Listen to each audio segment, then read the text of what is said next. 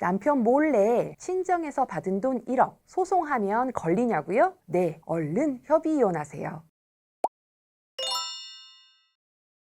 안녕하세요. 이제 혼자 산다 이혼 전문 배양미 변호사입니다. 이혼은 돈 싸움이라고 하죠. 재산 분할이 아주 중요한데요. 오늘은 평소 배우자가 모르는 재산이 있는데 이혼을 해야 될 때, 반대로 이혼 소송 전에 배우자가 빼돌린 재산이 있을 것 같은 때 어떻게 해야 되는지 숨긴 재산에 대해 말씀드리려고 합니다.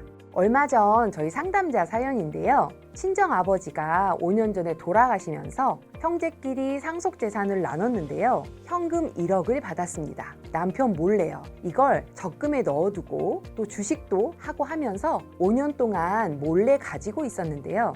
남편이 협의 이혼을 하자고 하면서요. 아파트 명의가 이 여성분 앞으로 되어 있었는데 아파트만 반반 나누고 이혼하자고 한 거예요.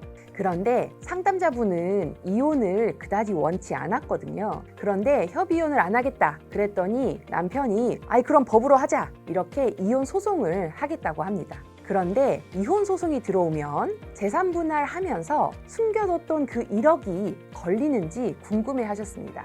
바로 답을 드리면요. 은행 예금이나 보험은 바로 걸립니다.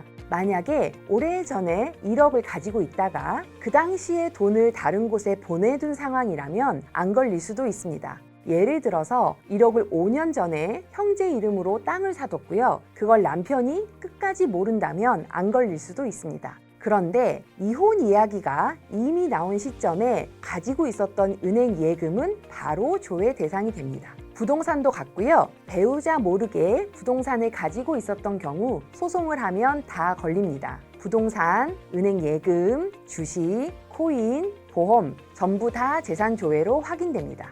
그래서 내가 숨긴 재산이 있다면요. 그 재산을 숨긴 채로 협의 이혼을 하시는 게 유리합니다. 협의 이혼을 할 때는 상대방 재산을 알 길이 없거든요. 이 개인정보잖아요. 은행에서도 부부라고 하더라도 알려주지 않습니다. 반대로 배우자가 재산을 빼돌리고 있는 것 같다면요. 이혼 소송을 하면 숨긴 재산을 거의 다 찾아낼 수 있습니다.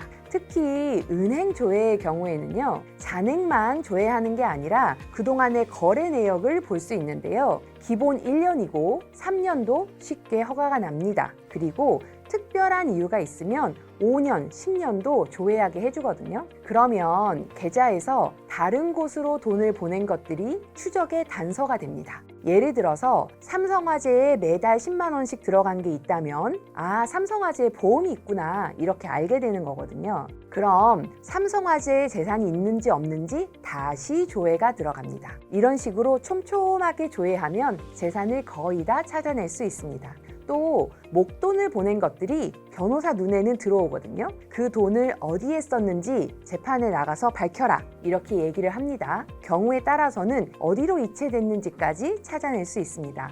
부동산은 가지고 있다가 팔아버린 것도 지방세, 재산세 같은 걸 냈기 때문에 전부 다 조회가 되고요. 요즘은 코인도 조회가 되거든요. 재산 숨기기가 상당히 어렵습니다. 만약에 현금을 몰래 가지고 있으면 이건 찾기 어렵겠네요. 그런데 현금 보관은 재산 증식이 도움이 안 되기 때문에 그렇게 보관하고 있는 분들이 별로 없습니다. 그리고 이혼할 상황이 되니까 재산을 빼돌린 경우인데요. 이혼 소송 직전에 재산 분할을 적게 하려고 친척들에게 돈을 보내는 경우도 있습니다.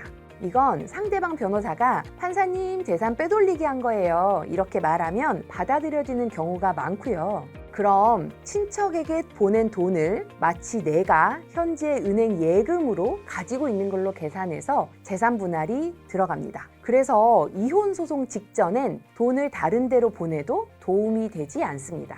재산 분할에도 반영이 안 되는데 만약에 돈을 보낸 그 사람이 사고 칠지도 모르잖아요. 도움이 전혀 되지 않습니다. 오늘은 숨긴 재산이 있을 때 협의 이혼을 해야 되는지 소송을 해야 되는지 알아봤는데요. 만약에 상대방 재산을 잘 모르고 상대방이 재산을 숨겨서라도 재산 분할을 안 해주고 싶어하는 상황이라면 이혼 소송을 선택하면 대부분 재산을 찾아낼 수 있습니다. 입장에 따라서 현명하게 선택하시길 바랍니다. 지금까지 이제 혼자 산다 배양미 변호사였습니다. 또 만나요.